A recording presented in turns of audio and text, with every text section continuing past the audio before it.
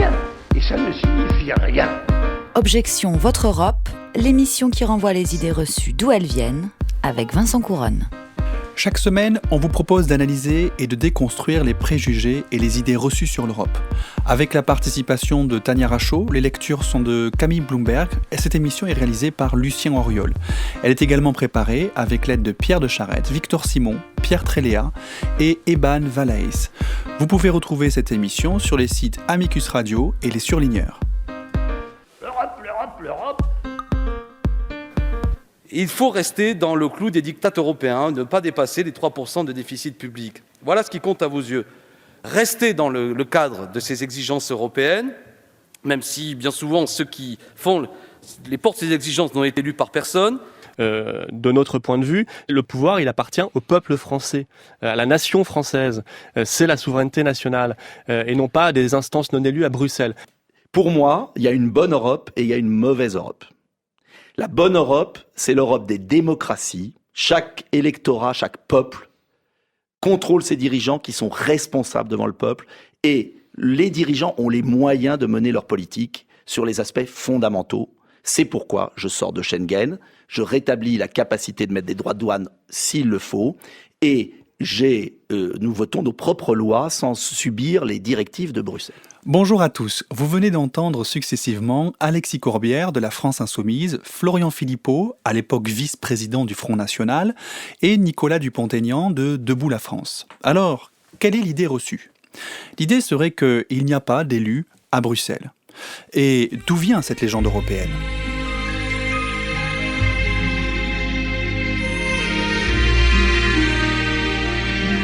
Alors c'est un mythe largement répandu en France, car dans notre pays, on élit le président de la République au suffrage universel, alors qu'ailleurs en Europe, le chef de l'exécutif est plutôt élu par le Parlement.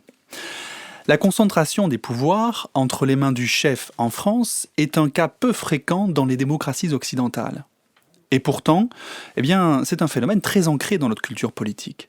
Une culture marquée par le mythe de l'homme providentiel qui, une fois élu, réglera tous les maux du pays, réconciliera les familles entre elles, et si au passage il pouvait trouver un traitement contre le coronavirus, alors du coup, on a tendance à oublier le Parlement national. Alors, vous vous doutez bien que le Parlement européen, c'est le cadet des soucis des Français. Je caricature un peu, mais quand même, cette idée reçue en France, selon laquelle il n'y aurait pas d'élus à Bruxelles, est une idée qui plaît. Pourquoi ? Parce qu'elle réduit la critique de l'Europe à son caractère non démocratique, sans avoir à la critiquer sur le fond.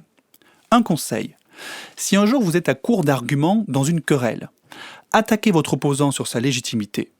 Il aura beau se défendre, il ne sera plus crédible et donc plus audible. Alors c'est vrai ou c'est faux cette idée selon laquelle il n'y aurait pas d'élus à Bruxelles ? C'est évidemment faux. Voyez le paradoxe qu'il y a à se déplacer tous les 5 ans pour voter pour les élections européennes, alors que certains politiques français continuent à dire que les institutions à Bruxelles ne sont pas élues, alors même que eux-mêmes, ces politiques, sont ou ont été élus à Bruxelles. Mais quand même, le Parlement européen est loin d'être exemplaire, et quand on sait qu'un électeur luxembourgeois a beaucoup plus de poids qu'un électeur français, ça pose quand même des questions sur la légitimité démocratique de ce Parlement Tour de Babel. Dans un premier épisode, je vous avais parlé des fonctionnaires européens. Ces eurocrates non élus, comme certains les appellent. Notez d'ailleurs que les fonctionnaires français ne sont pas élus, non plus, même si, je vous vois, oui, on voudrait tous élire notre contrôleur des impôts. Ces fonctionnaires, donc, qui font vivre au quotidien la machine administrative de l'Union, ils doivent représenter les intérêts de l'Union et de ses citoyens, et non de ceux des États membres. Parmi les 56 000 agents publics qui s'affairent dans les institutions de l'Union européenne, à Bruxelles, à Strasbourg, à Paris ou encore à Varsovie, il y en a un, natif de Cornouailles, passé par le prestigieux Exeter College d'Oxford, et aussi féru d'environnement. Avec sa tignasse blonde, il entra à la Commission européenne en 1973 pour devenir le premier directeur de la division prévention de la pollution et des nuisances au sein du service de protection de l'environnement, tout nouveau service qui vient à peine d'être créé. Ce service de protection de l'environnement est créé justement tout juste après la déclaration de Stockholm. Une déclaration qui est la première grande réunion des Nations Unies sur l'environnement et lors de laquelle les États du monde se sont engagés à coopérer pour protéger l'environnement. C'est le début, oui le début de l'écologie en politique. Européen engagé, notre ami Stanley, c'est son prénom, saisit l'occasion de la première élection du Parlement européen au suffrage universel direct, en 1979, pour se présenter et l'emporter. Devenu député européen, il s'engagea naturellement au sein de la commission environnement de l'Assemblée du Parlement européen. À la fin de son mandat, Stanley Johnson reprit son poste de fonctionnaire à la Commission européenne, toujours dans le service de protection de l'environnement. Et en tant que fonctionnaire européen, ses enfants pouvaient aller à la célèbre école européenne de Bruxelles, où se côtoient des enfants de toute l'Europe, où l'on parle une grande variété de langues, et où les cultures se mélangent, faisant ressortir les différences autant que les ressemblances. Et tenez, puisqu'on parle de ressemblances, l'un de ses fils, qui fut à cette école, Boris, avait la même tignasse blonde, hirsute que son père. Mais la ressemblance s'arrête là. Boris fit une carrière politique au Royaume-Uni, devint l'un des fers de lance du mouvement du Brexit, et en tant que Premier ministre, obtint que son pays sortît définitivement de l'Union européenne. Ainsi, le 31 janvier 2020 à minuit, le siège qu'occupa autrefois son père au Parlement européen, après l'historique scrutin de 1979, a été retiré aux Britanniques. Et par chance, Stanley Johnson n'était plus assis sur ce siège depuis longtemps. Mesdames et messieurs, les élus de l'Europe, les étoiles du destin et les chemins de l'écriture m'ont mené à cette tribune pour y vivre, présidente d'un jour, un honneur dont je n'aurais jamais osé rêver et une joie, la joie la plus forte que puisse éprouver une créature au soir de son existence, la joie d'une vocation de jeunesse miraculeusement accomplie. Il me semble, en cet instant, n'avoir jamais traversé le siècle et sillonné le monde que pour venir à votre rencontre, en amoureuse de l'Europe, et pour tâcher de formuler avec vous, avec votre approbation, les angoisses et les espérances qui tourmentent, qui soulèvent notre conscience collective. Nos peuples nous écoutent. Les deux Amériques, l'Asie, l'Afrique, l'Océanie nous écoutent. Ah, mes merveilleux Européens, sauvegardons ensemble notre bien le plus précieux, à savoir notre culture et notre fraternité en cette culture. Je vous demande votre accord.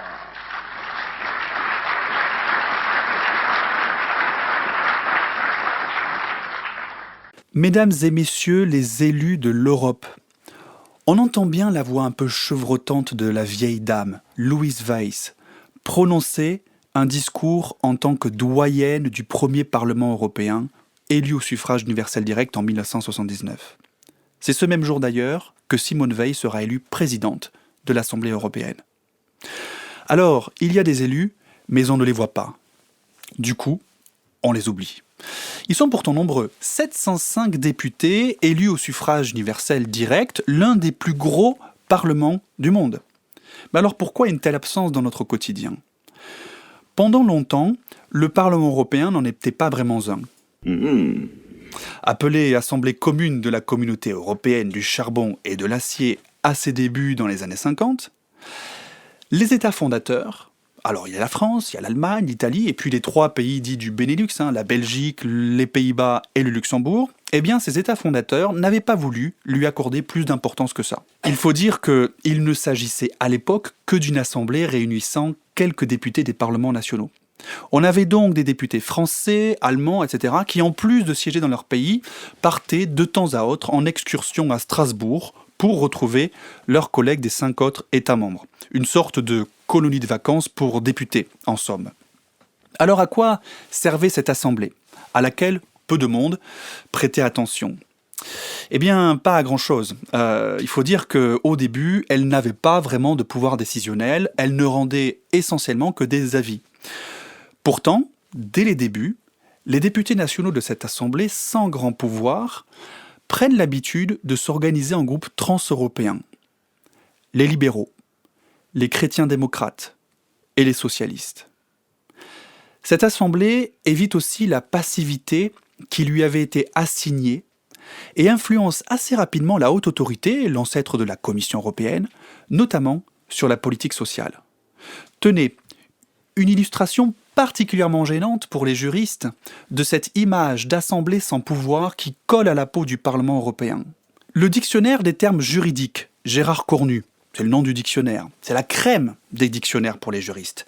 Eh bien, il mentionnait encore dans son édition de 2004 à l'entrée Parlement européen, assemblée qui remplit principalement des attributions d'ordre consultatif. Grossière erreur, qui plus est pour un ouvrage aussi respectable. Mais ça montre quand même, jusqu'à la caricature, qu'on a beau être l'un des plus grands parlements élus du monde et être pourtant l'oublié de l'histoire. Mais l'histoire, justement, eh bien, elle a poussé l'avantage en faveur du Parlement européen. Pour la première fois, en effet, dans l'histoire, dans une histoire qui les a vus si souvent divisés, opposés, acharnés à se détruire, les Européens ont élu, ensemble, leurs délégués à une assemblée commune qui représente aujourd'hui, dans cette salle, plus de 260 millions de citoyens. Ces élections constituent, à n'en pas douter, un événement capital dans la construction de l'Europe depuis la signature des traités. On a en effet plusieurs révisions, comme en parlait Simone Veil, des révisions des traités qui donnent plus de pouvoir au Parlement, en lui permettant d'avoir un embryon de pouvoir législatif dans quelques domaines, alors que jusque-là, le Conseil, qui réunit les ministres des États membres, décidait essentiellement seul. Mais le Parlement a aussi adopté une stratégie judiciaire pour se faire une place d'égal à égal aux côtés du Conseil et de la Commission. Un épisode insoupçonné et peu connu des citoyens va pourtant être un tournant dans la montée en puissance du Parlement.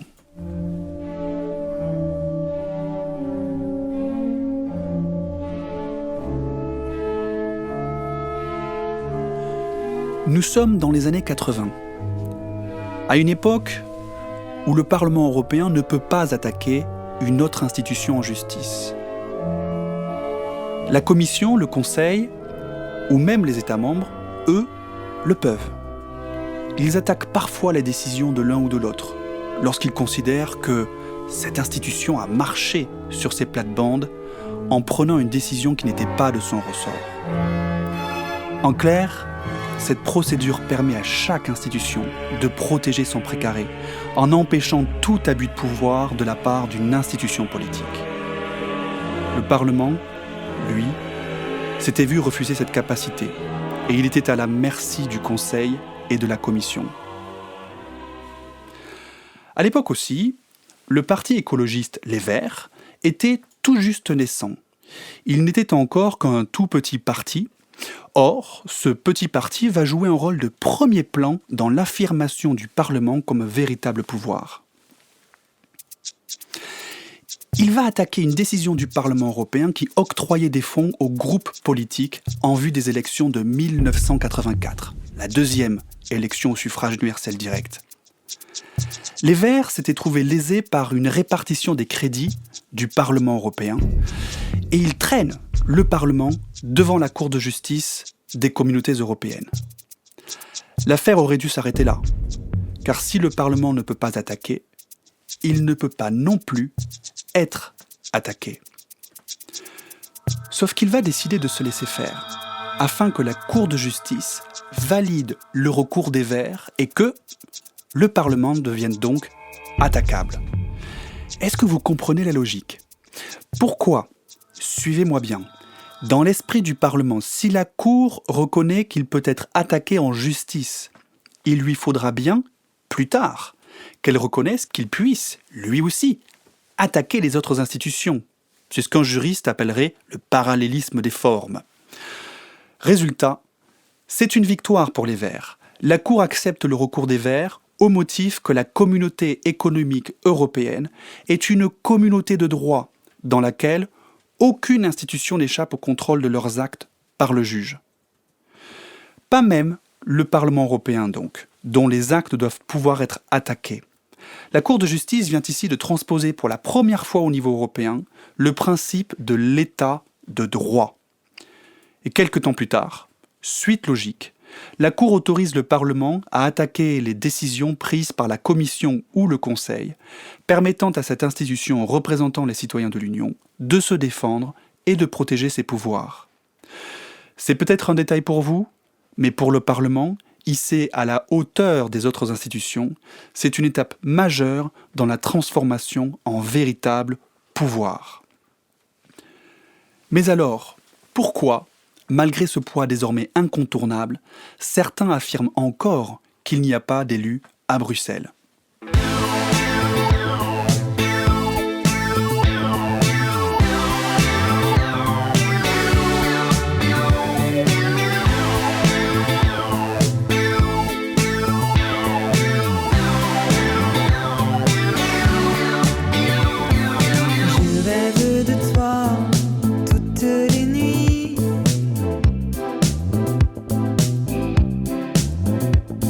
C'est un peu notre endroit pour se retrouver, juste toi et moi. Serré dans tes bras, à nouveau je revis comme j'aimerais rester endormi. Mais le jour est là et tu es comme la nuit. Tu disparais, tu t'enfuis. Je laisse la mer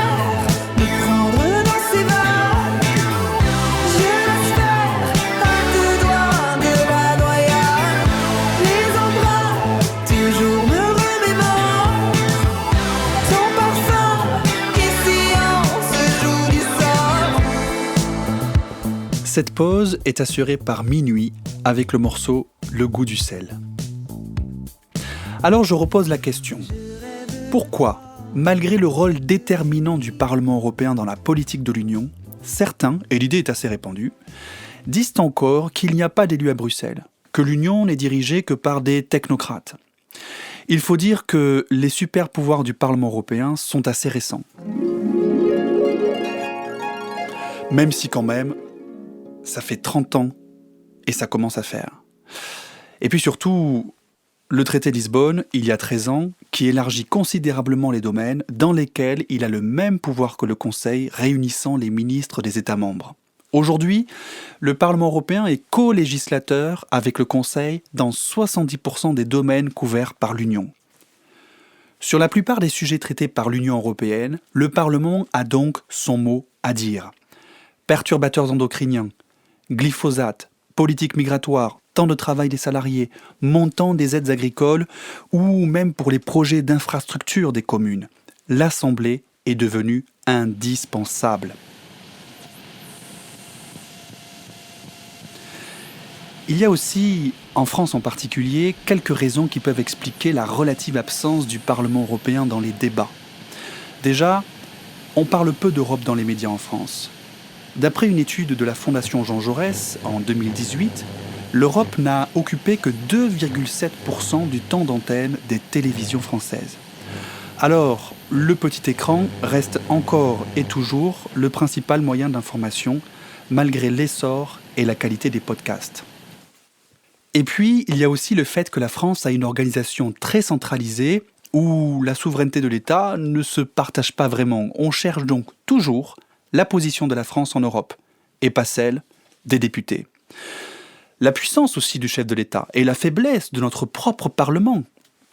On cherche toujours la position de la Commission ou du Conseil, et pas celle du Parlement, qu'on imagine soumis au gouvernement, comme le Parlement français l'est au gouvernement français. Alors il ne faut pas oublier aussi que la construction européenne était à l'origine une affaire entre États. Ce sont les États, et non les peuples européens, qui l'ont initiée. Une raison qui fait peut-être que l'on néglige encore aujourd'hui le représentant des peuples d'Europe, qu'est le Parlement européen.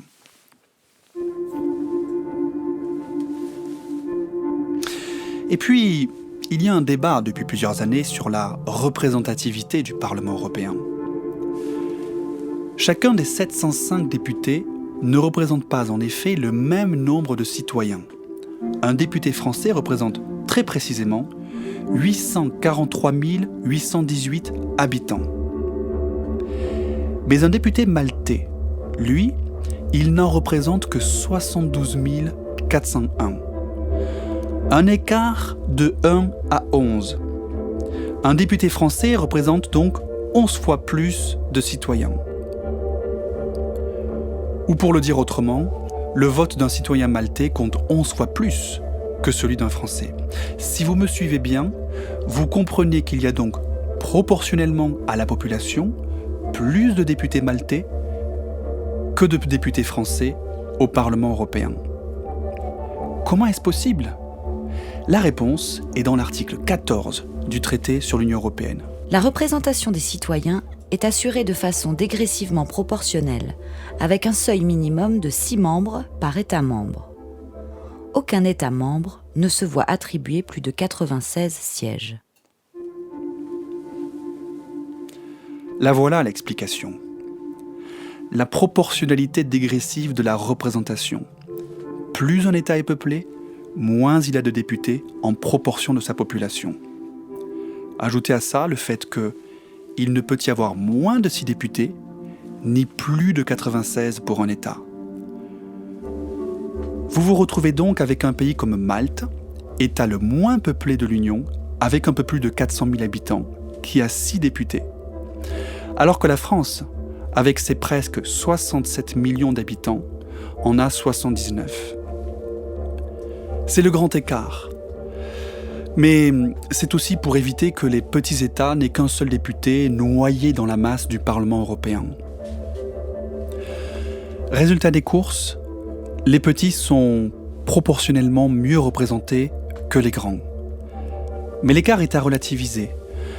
Prenons les 23 États les moins peuplés de l'Union. Ils représentent 42% de la population européenne, donc moins de la moitié, et un petit peu plus, 56%, que la moitié des députés au Parlement européen.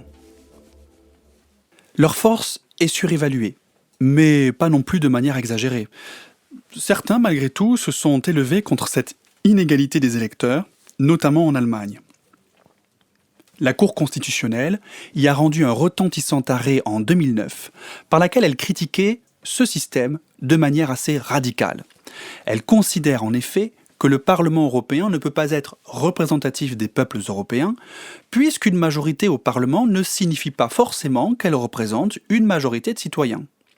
Pour la Cour constitutionnelle allemande, le Parlement européen n'a pas une légitimité démocratique suffisante. Alors en France, le sénateur Jean-Louis Masson avait proposé en octobre 2018 d'imposer une représentation au Parlement européen proportionnelle à la population de chaque État membre. La proposition est quand même cocasse, même si l'intention démocratique est louable.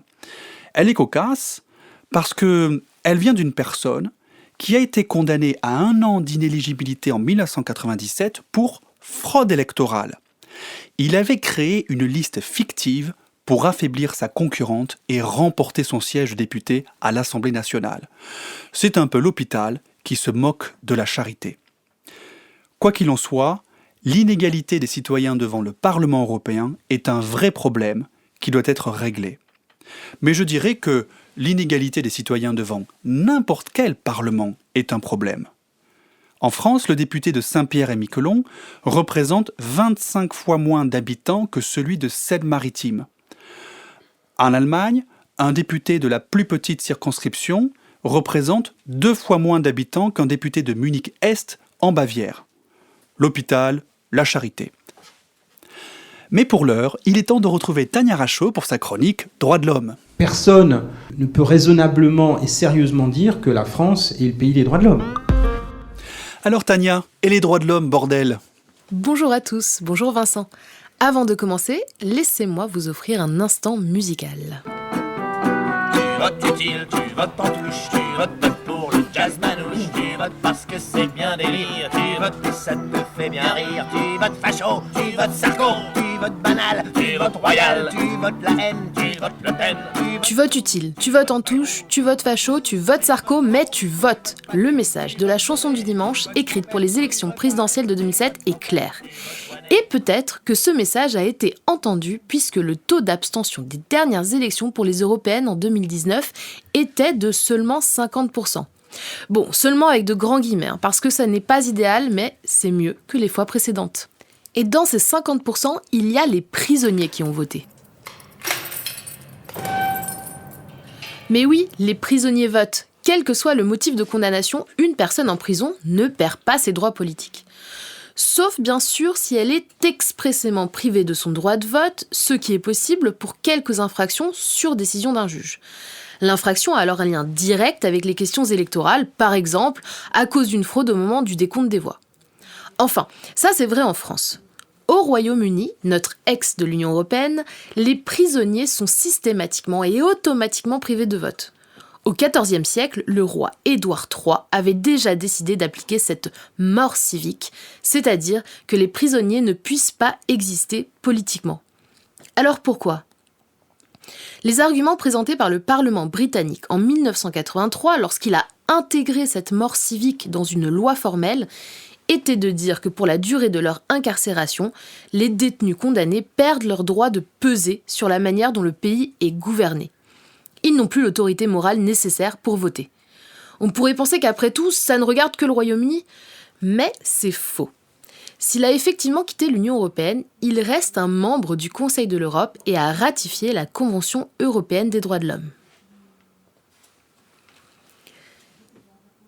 Des prisonniers britanniques, beaucoup de prisonniers britanniques, 2500 en 2010, ont donc saisi la Cour européenne des droits de l'homme, revendiquant le respect de leur droit de vote inscrit à l'article 3 du protocole numéro 1.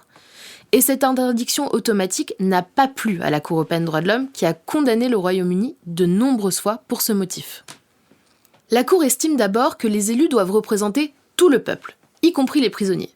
Ensuite, même si elle admet qu'il soit possible pour cette raison d'interdire le droit de vote, elle s'oppose néanmoins à l'automaticité de cette interdiction. C'est une des raisons pour lesquelles le Royaume-Uni est aussi fâché contre le Conseil de l'Europe et la Cour européenne des droits de l'homme, qui l'accuse de dépasser les limites de sa compétence. Peut-être que ce cas a servi de leçon à la France, qui, bien que n'interdisant pas le vote, le rendait assez difficile en pratique, parce que peu de prisonniers établissaient des procurations. En France, il y a 50 000 prisonniers en capacité de voter. Une expérimentation a été lancée aux dernières élections européennes sur 10 000 d'entre eux pour qu'ils puissent voter par correspondance. Une expérience réussie avec un taux de participation de 84%. Merci Tania pour cette chronique Droits de l'homme. Merci à tous de nous avoir écoutés. Objection Votre Europe, c'est terminé pour aujourd'hui. Rendez-vous au prochain épisode sur le site d'Amicus Radio et des Surligneurs. Toutes les références et les extraits sonores sont à retrouver sur la page de l'émission sur le site d'Amicus Radio. Suivez-nous aussi sur nos réseaux sociaux pour l'actu. L'Europe, l'Europe, l'Europe.